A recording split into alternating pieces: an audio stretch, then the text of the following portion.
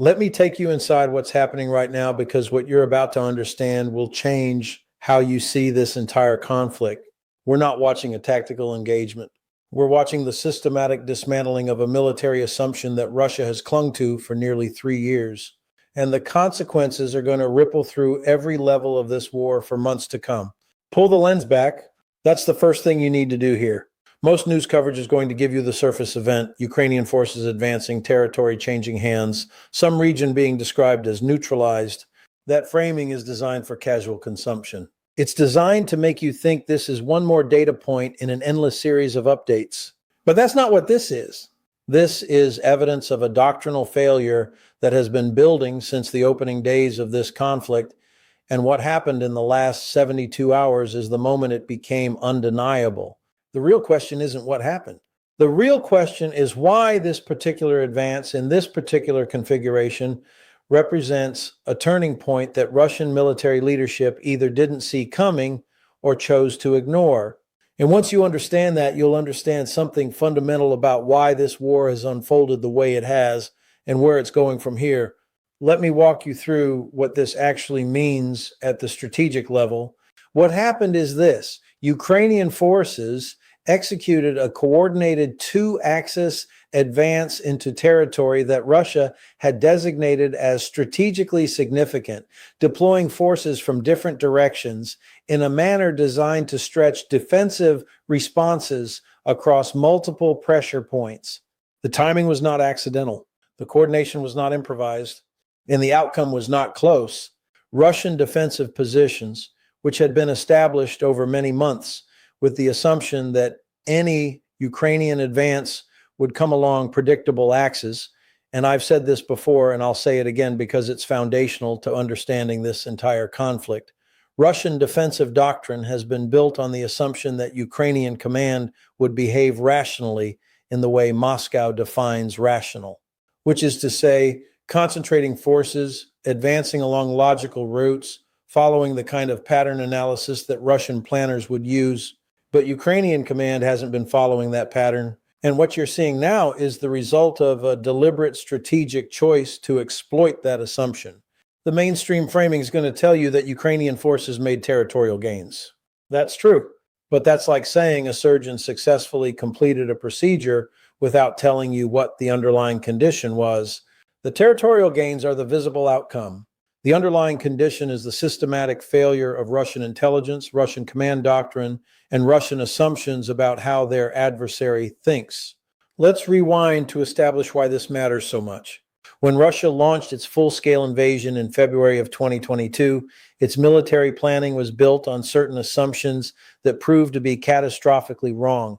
I'm not talking about the political assumptions that Ukraine would collapse, that the West would fracture, that sanctions would be manageable. I'm talking about the military assumptions, the ones that determine how you position your forces, how you design your defensive lines, how you allocate your resources. Russia assumed that Ukrainian military thinking would mirror Russian military thinking, that Ukrainian commanders would approach the battlefield with the same doctrinal blinders, the same institutional habits, the same analytical framework. That assumption was wrong. It was wrong in February 2022, and it has been wrong every day since. And the people who made that assumption have been paying for it in blood and territory and strategic credibility ever since. And here's what the mainstream coverage almost never tells you. Russian military leadership knew this assumption was wrong. They had evidence. They had battlefield feedback. They had every indication that Ukrainian military adaptation was outpacing Russian doctrinal adjustment by a significant margin. And they chose, for institutional and political reasons, to continue operating as if the assumption were valid. That choice is now being adjudicated on the battlefield. What we are witnessing is not a single engagement. It is the compounding result of years of strategic miscalculation being worked out in real time with real forces, with real consequences for real people on both sides.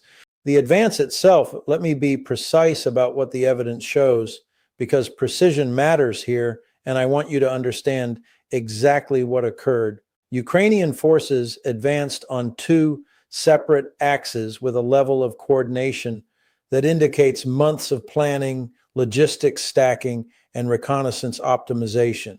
This was not a reaction to Russian positions.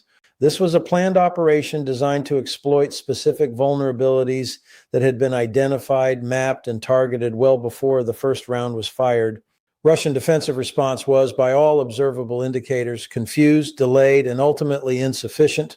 The two-axis structure meant that Russian command had to make a choice, commit reserves to one axis or the other, or attempt to cover both with insufficient forces. Neither option was viable. And that's the point. That's exactly what the Ukrainian operation was designed to force. When you force your opponent into a no-win decision, you've already won the strategic portion of the engagement before the tactical phase begins. The timeline matters here. Russian command had approximately, and these are estimates based on observable movement patterns and open source intelligence, approximately 48 to 72 hours of warning that something significant was being prepared in that sector. The question that will eventually need to be answered, and I suspect there's going to be significant institutional reckoning around this question inside Russian military structures, is what was done with that warning. If the warning was ignored, that's one category of failure. If the warning was acknowledged, but resources weren't available to respond, that's a different category of failure, one that points to deeper systemic problems in force allocation and readiness management. If the warning was acknowledged and resources were allocated, but the response was poorly executed, that's yet another category, and the evidence we're seeing on the ground suggests that this is, in fact, what occurred. The distinction matters because it determines whether this is a one-time failure that can be corrected or a structural failure that is baked into the system at every level. And from what I'm seeing, this looks like structural failure. This looks like a military that has been trying to operate with doctrine that doesn't match the reality of the battlefield and is finally reaching the point where the gap has become unmanageable. Let me take you through the milestone chronology, because this is where the pattern becomes undeniable. The operation began with what's being described in initial reports as a softening phase, fires, reconnaissance in force, probing actions designed to identify exactly where Russian defensive responses would concentrate. This is standard operational practice, but the execution here was notably precise. Ukrainian forces were not firing randomly. They were firing with a specific purpose to trigger Russian response patterns that could then be mapped and exploited. That's a sophisticated level of operational planning. That's not improvised. That's not desperate. That's professional military execution designed by commanders who understand exactly what they're doing and why they're doing it. The first Axis advance began approximately 18 hours into the operation. Russian forces responded, but the response came from units that had been pre-positioned for a different scenario, moving along routes that had been identified as likely Russian response routes and encountering exactly the kind of interdiction that Ukrainian planners had prepared for. At this point, I want you to understand something about what this means doctrinally. When your opponent knows where you're going to move before you move, when they know which units you'll commit and which routes they'll take, you have lost control of the initiative at the operational level, not the tactical level, the operational level. That's the level where campaigns are won and lost, where the allocation of force across time and space determines outcomes that tactical heroism cannot reverse. The second Axis advance came approximately 6 hours later, precisely timed to hit Russian defensive structures while they were still reorganizing from the first Axis pressure. That timing required intelligence quality that most military analysts would have said was beyond Ukrainian capabilities 18 months ago. The fact that it was executed successfully tells you something important. Ukrainian military intelligence and operational planning have been developing at a rate that Russian command fundamentally underestimated. And here's the prosecutorial point that I want you to carry away from this analysis. Russian command was warned. The warning came from their own intelligence apparatus. The warning was specific. And the warning was either not believed, not acted upon, or not actionable given the state of Russian military readiness. None of those options is acceptable. All of them are evidence of the same underlying problem, a command structure that has been operating on assumptions that reality has consistently and repeatedly contradicted, and which has not been willing or able to update those assumptions in the face of contrary evidence. Now, let's talk about what this means at the industrial and state level, because this is where the consequences become truly significant. The territory being discussed here is not random geography. This area had been designated by Russian command as strategically necessary for operational purposes. Defensive structures had been built, resources had been allocated, political commitments had been made to domestic audiences about the security of this region. When those defenses fail, when those commitments prove hollow, the consequences extend far beyond the battlefield. They extend into industrial mobilization questions, into domestic political credibility, into the broader strategic posture that Russia has been attempting to maintain. The question now facing Russian leadership is brutally simple. Do you commit reserves to try to reverse this outcome, accepting the operational risk and the potential for further losses? Or do you accept the outcome and adjust your strategic posture accordingly? The first option carries significant risk.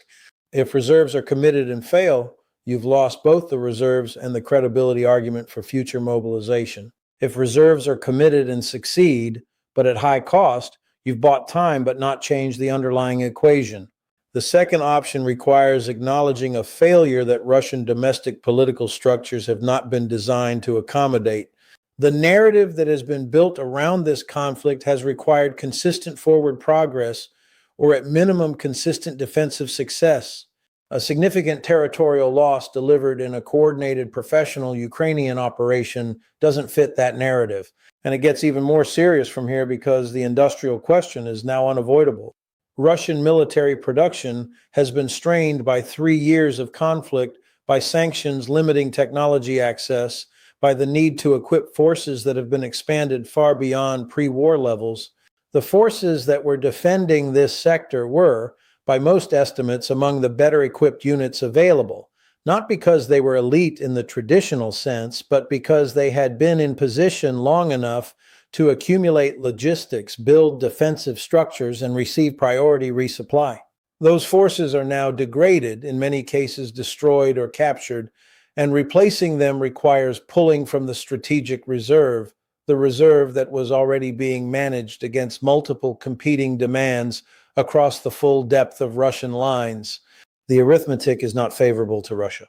And the people who understand this arithmetic best are probably inside Russian military command, which is why there's likely a significant debate happening right now about how to characterize and respond to what has occurred. But here's what I can tell you with certainty. The facts on the ground are not going to adjust to accommodate political convenience. The forces that have been lost cannot be unlost. The territory that has been taken cannot be untaken by announcement or narrative management. What happens next changes everything. The operational context that Ukrainian forces have now established is not static. It's a jumping off point for further action. The logistics lines that were established to support this advance are now operational. The reconnaissance assets that mapped Russian defensive positions are still in position. The command relationships that enabled this level of coordination are still intact. This is not the end of an operation. This is the beginning of a new operational phase. Russian command now has to make decisions under conditions that have changed fundamentally from 48 hours ago. The initiative has shifted. The assumption of defensive superiority in this sector has been disproven. The pattern of Ukrainian operational capability has been demonstrated again, this time in a configuration that Iluosi command had specifically prepared to defend against. Which brings me back to the point I made at the beginning, because this is what this entire analysis has been building toward. What you've witnessed is not a tactical success. It is evidence of a doctrinal failure so fundamental that no amount of tactical adjustment can address it at this point. Russian military command has been operating on assumptions about Ukrainian military behavior that have been systematically wrong for 3 years.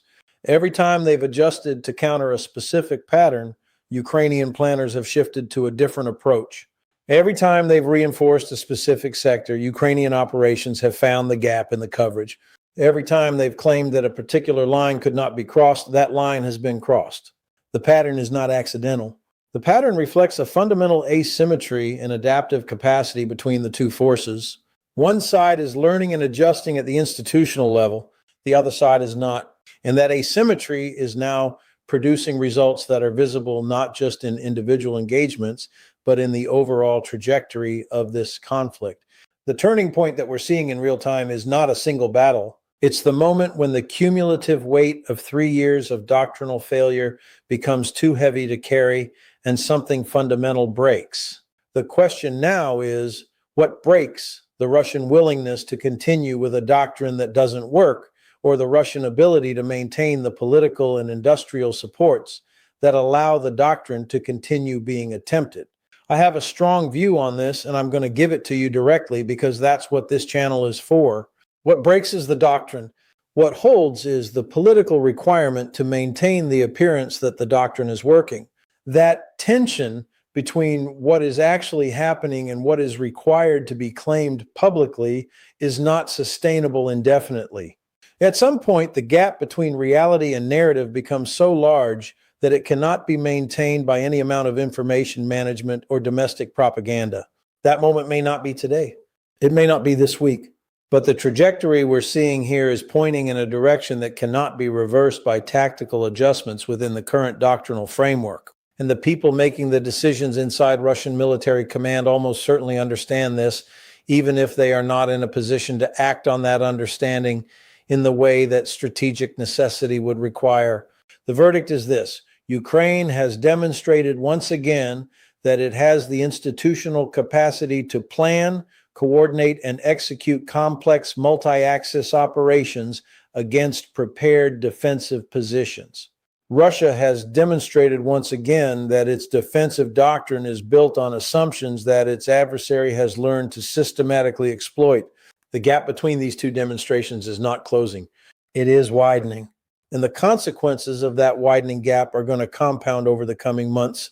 The historical judgment I'm prepared to render is this: we are witnessing in real time the failure of a military modernization project that was built on fundamentally flawed assumptions about both the adversary and the institution itself. Russian military doctrine was designed for a different conflict against a different enemy under different conditions. It was never adapted adequately for the conflict it actually faced. And every month that has passed without fundamental doctrinal reform has made the gap between doctrine and reality larger. What we are seeing now is that gap becoming operationally decisive. For those of you who have been following this analysis from the beginning, you know that I've been tracking this pattern for years. The specific indicators, the specific doctrinal failures, the specific adaptive gaps. I've been laying out the evidence as it became available. What happened in the last 72 hours is not a surprise to those of us who have been watching this carefully. It is confirmation of a pattern that has been building since the earliest days of this conflict. But confirmation at this scale changes the strategic picture. It moves us from analysis of trends to analysis of trajectory. And the trajectory is now clear enough that we can begin to see where this is heading, not in months, but in years. The strategic forecast is this: Russian military command will attempt to absorb this loss and continue with adjusted tactical responses within the existing doctrinal framework. That attempt will fail. The gap between what is being attempted and what is required will become increasingly apparent. The pressure for fundamental doctrinal change will grow, even as the political requirements of the current situation make such change almost impossible to execute. This is not a prediction about a specific timeline. Military conflicts have rhythms that resist precise prediction. What I can tell you is the direction, the trajectory, the pattern, and that pattern is pointing toward continued Ukrainian operational success against a Russian military that has not found a way to close the adaptive gap. The open loop I'm leaving you with is this: what happens when the gap between doctrine and reality becomes so large that tactical adjustment is no longer sufficient? What happens when Russian military leadership is forced to choose between political requirements and strategic necessity? Those are the questions that are going to determine the next phase of this conflict, and they're questions that are going to be answered in the coming months, regardless of what the immediate news cycle tells us. I've given you the analysis. I've given you the pattern. I've given you the verdict. Stay ahead of the curve. Keep watching. Keep thinking about what you're seeing in terms of underlying causes, not just surface events. because the surface events are the output of deeper processes, and understanding those processes is how you see what's actually happening. We'll continue tracking this as it develops.